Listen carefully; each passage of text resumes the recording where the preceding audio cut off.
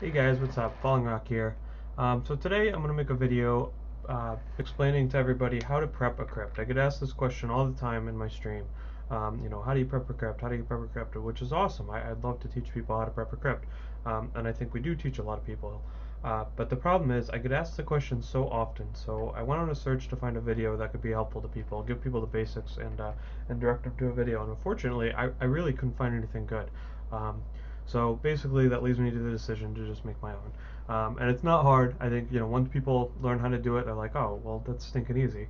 Um, but it's just knowing what you're supposed to be doing and knowing the basics. So what I've done in this game already. Well, let's explain the basics of a crypt. It's a zone found in the Fields of Misery, in which it's not always there. From what I understand, it has a 1 in 4 or 5 chances of spawning, so it's not always there. You can sometimes go in and look for it and find that it's not there, and you just kind of have to leave the game and look for one. But once you find one, that's kind of your first step in being able to efficiently prep the crypt. Inviting your friends at that point and say, hey, I have one. Let's start prepping it. So I found one in this game, so I'm going to go through my TP and start explaining the basics of it. And this is my TP is to the outside of it, so I'll show you kind of what I do when I find one. So what I would do if I was to be running through the zone and I find out, oh, okay, cool, I have a crypt here, right here, decaying crypt. And usually what I'll do is I'll go around the outside of the crypt and kind of just gather a bunch of mobs that I can get within a reasonable distance. I'm not going to go across the entirety of the zone, but I'll kind of just go around and gather up what I can in a radius around. And the point of this is, once you leave the crypt, it'll kind of just give you another form of experience. This is, at the end of the day, a run based on getting a ton of experience. So it's a very easy thing to do, to just run around. I don't love that. You'll find some groups, and if you have enough people, if you're trying to run efficiently, and 4 people are in your group, having one person designated to prepping the weeping or the Fields of Misery is not a terrible idea. It's experience, so at the end of the day, it is beneficial. I don't love it because there's a little bit of these savage beasts and the trees are quite difficult to deal with. But getting some stuff on the outside here isn't a bad idea. So like I said, I don't go crazy. I might do it a little bit more efficiently if I was really running it. I try not to get them all built up right here at the entrance. It can create quite a bit of lag.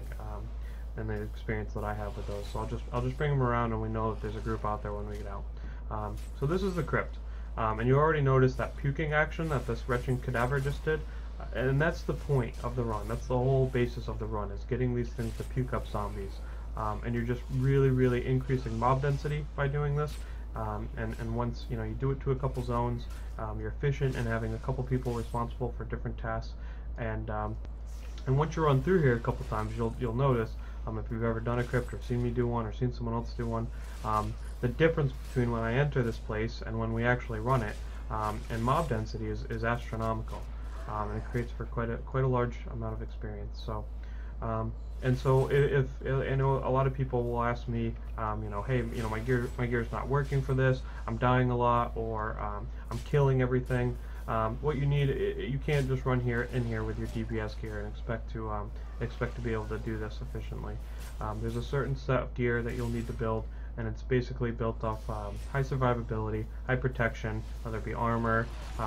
All resistance is okay, but you have to take into consideration most of the damage you're taking in here is melee damage. So you're going to build a set that's going to guard you against all the melee damage you're taking. Do as little damage as possible. You don't want to kill anything. You really just want to aggro it while keeping yourself alive. And so I made a video of how to build a prep set. I'll link it at the bottom here. And if anyone's interested or still doesn't have themselves a prep set, they can check that out and build one on their own. So, but like you can see, there's nothing really to it. You just kind of run back and forth, get them to puke up on zombies, and already I've been through it once, and you can see the density has severely increased. It's to my understanding that each one can puke 3 to 5 times, which sounds about right.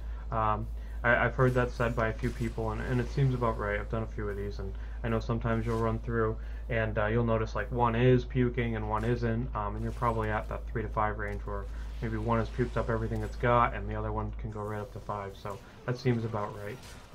And so as far as efficiency, there's good arguments to be made on either end as to whether you should go through and get each and every puke out of everyone, or you know, just kind of do it. You know, don't spend more than 10 minutes, let's say, on your prep. I wouldn't say that I usually go through and get every single puke, but I do go pretty efficiently, or I do go. I do get quite a few pukes out of the ones that I do, and I think that it is efficient to get a lot of pukes. I don't know the level in which your efficiency starts to drop as far as getting everything to puke. But also, at the end of the day, it's just fun to me. I like, you know, it's a fun run. You get to kill, you know, hundreds of, if not thousands of mobs at once in a short period of time.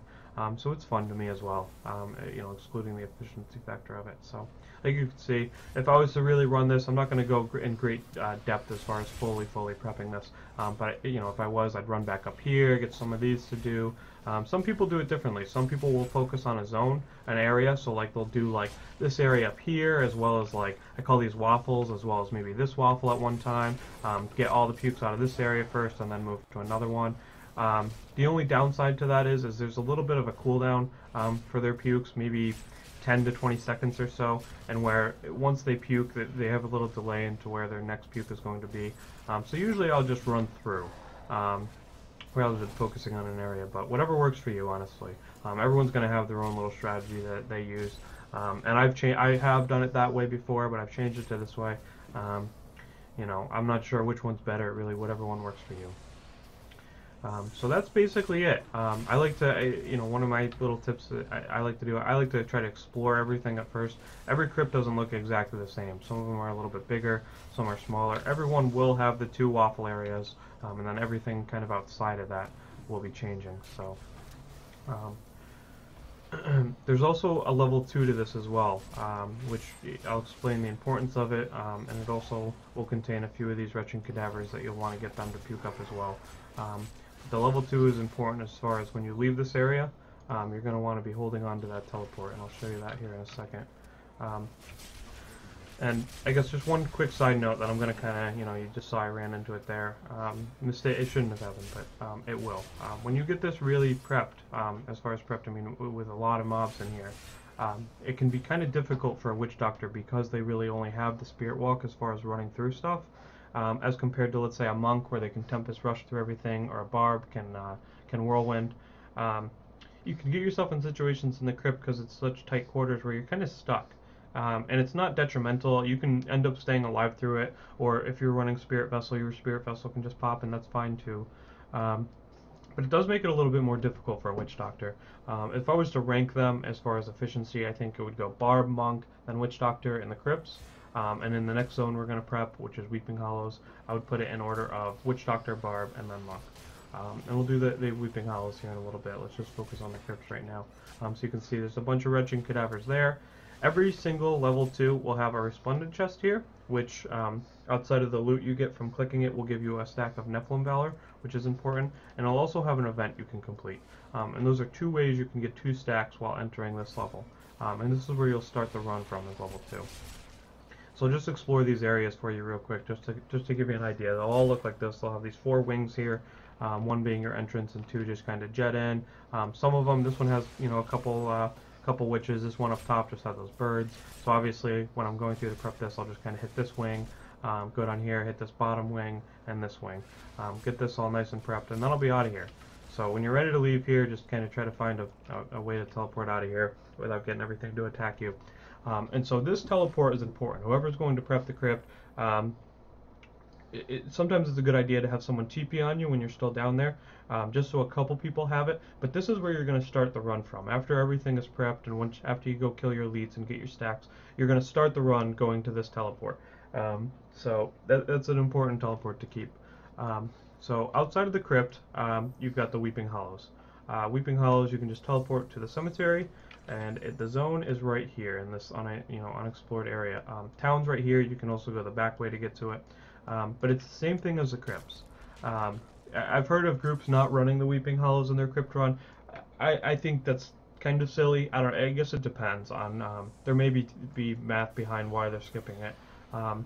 I think it's a tremendously fun run, and it's the same idea. It's a little bit more spread open, so I suppose you could have to run a little bit farther to get everything. But it's the same idea, getting these to puke up. The way I usually do it, I'll do a full circle around here and get everything to kind of puke. I usually will do 2 to 3 circles, but I also have a strategy where if you're interested in learning more about it, you're always welcome to stop by my stream and check it out. Where once I've gotten everything to puke a little bit, I'll drag everything to the bottom. I'll drag all the mobs, kind of almost like herding creeps, or herding like sheep or cows. You know, just running back and forth, keeping aggro, getting a large amount of mobs to follow you to the bottom. That way, when you enter this zone, you're not kind of running around to all these spots in this big open zone. You can kind of go to one designated area where you say, okay, everything's at the south, or everything's to wherever you would want to put it. It's by no means necessary. I think it's really fun like that. You go and get a 900 massacre score, or whatever the case may be. That's fun. The one biggest downside with doing something like that is it tends to create quite a bit of server lag, which, you know, if you if you get into it, you know, enough, there's no way of surviving really. You just lag right out, and you know, by the time the lag settles, you've died. And if someone in your group is still living while this is going on, and they've slaughtered all the mobs while you were dead, you know, you've only collected experience on one guy compared to where all 4 could get it. So it doesn't always work out the best. If you do go that route, sometimes when I go to kill everything, I'll kind of chunk stuff off the big group at first, just to kind of, you know, lessen the amount of mobs there, and kind of work from there until I find out I can kind of attack the whole group without lagging the whole game out. So as you can see, I just do that loop. Sometimes there's some stuff in the middle, so I'll go, you know, do a loop through there and see if there's anything I need to worry about in there. But I'll do that loop 1 or 2 times, and then I'll do my drag. If you're not going to do the drag, which is fine, I'm one of the only people I know that do it, so it's not at all necessary. But you know, your 3 to 5 times is what you're gonna want to run through, and go from there. Even clumping in smaller groups, like taking this little group and kind of, what I mean by pulling them is, you know, I'm gonna kind of keep aggro and run around like this, and just kind of pull them so that I don't have to fight like 20 mobs up here, 20 mobs down here. I can kind of get them all centered together, so I don't have to move throughout a larger zone like this. So that'll give you an idea of this. You know, like I said before, it's not rocket science. It's very easy. Get some aggro on the mobs, get them to puke, and move on. Move to the next group. You know, once you get your mob density for what you're looking at, you know, then you're going to go ahead and kill them. So basically, you've got your group of 4 people, and so we've explained the crypts, which you could have one person prepping the crypt. We've got the Weeping Hollows. You can have someone prepping the Weeping Hollows. And then, so someone could do fields if you've got a full group that's able and capable of doing the prepping. Someone could realistically do fields as well. If not, it's not a big deal. I typically don't. I'm also bringing a lot of newer viewers that haven't done one before at all. So usually they, you know, I don't hold them responsible for doing anything. They don't know how to do it quite yet, which is fine. But another thing that can be prepped, which even the newest people, the crypts, can always aid in, is prepping elites. And by prepping elites, I mean just getting a minimum of 3. Like I said, when we enter this run, once we've killed everything, we'll go down into the, I TP'd, that was a mistake. Don't do that. If you're gonna, you obviously want to save the TP, you'd run up to the waypoint. But you're going to have the 2 stacks when you get down in there. So you'll have the chest, and you could always complete the event. If you started at 3, you could go up to your 5 Nephilim stacks. And the Nephilim stacks will give you a larger experience gain. Magic Find, which everything's pretty much crap in this game anyway, so who cares. But the experience gain is what you're really looking for. So minimum of 3. I prefer 4. The Resplendent chest is obviously all you have to do is click to get a stack, so getting 5 is not really, you're kind of almost just wasting time. But if you want the Demonic Essence over already prepped elite, have at it.